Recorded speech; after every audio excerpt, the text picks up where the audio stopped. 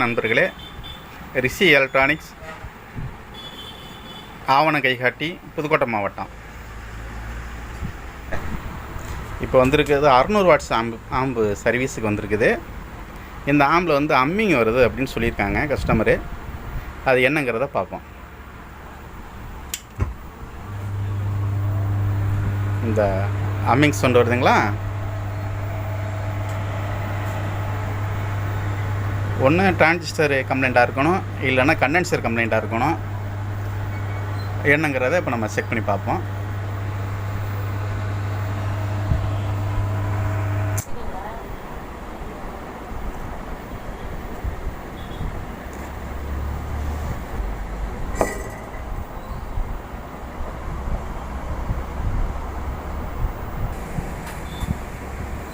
இப்போ கண்டென்சருக்கு back side PCB நல்லா எரிஞ்சிருக்கு.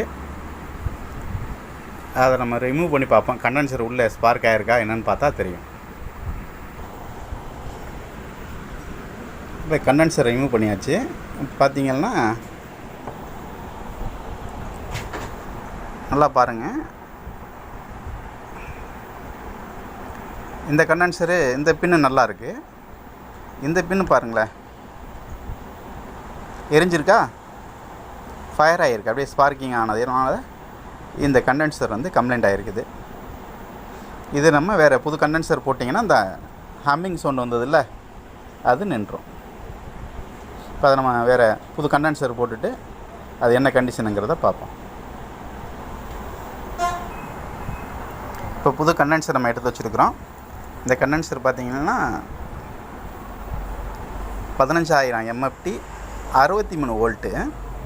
இப்போ இதில் உள்ளதும் பார்த்திங்கன்னா 63 வோல்ட்டு 15000 MFT போட்டிருக்காங்க. அதே சேம் அதை நம்ம அப்படியே மாற்றுறோம். இது சான்வா கம்பெனி தான் போட்டிருக்காங்க. அதே சேம் கம்பெனி தான் இப்போ நம்ம போடுறதும்.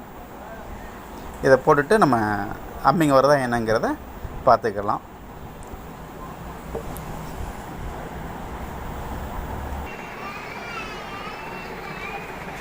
கண்டென்சரை நம்ம புதுசு மாற்றிட்டோம்.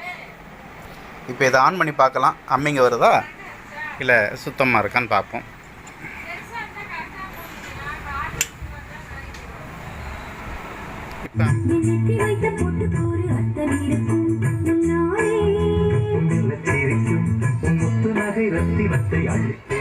இப்போ அம்மிங்க வரல.